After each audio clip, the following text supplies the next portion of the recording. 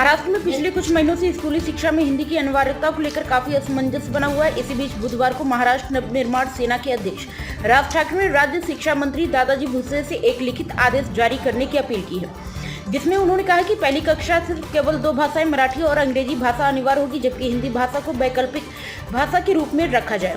दरअसल महाराष्ट्र सरकार ने अप्रैल महीने में सभी मराठी और अंग्रेजी मीडियम स्कूलों में कक्षा 1 से 5वीं तक के स्टूडेंट्स के लिए तीसरी भाषा के रूप में हिंदी पढ़ना अनिवार्य किया था।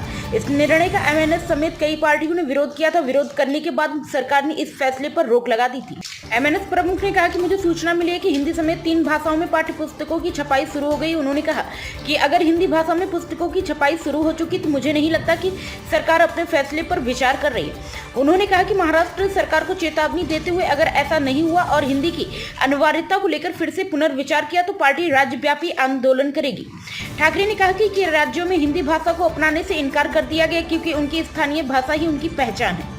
दरअसल शुरुआत में यह घोषणा की गई थी कि कक्षा 1 से 5वीं तक के बच्चों को 3 भाषाएं पढ़ाई जाएंगी, जिसमें हिंदी तीसरी अनिवार्य भाषा होगी। महाराष्ट्र नवनिर्माण सेना ने इसके खिलाफ आवाज उठाई थी और कई लोगों ने उनका समर्थन किया था, जिसके बाद सरकार ने अपना आदेश वापस ले लिया। इसको लेकर राज ठाकरे ने कहा कि सरकार को मजबूरन अपना फैसला वापस लेना पड़ा क्योंकि यह जनभावना इतनी तीव्र थी कि सरकार के आगे कोई विकल्प ही नहीं था।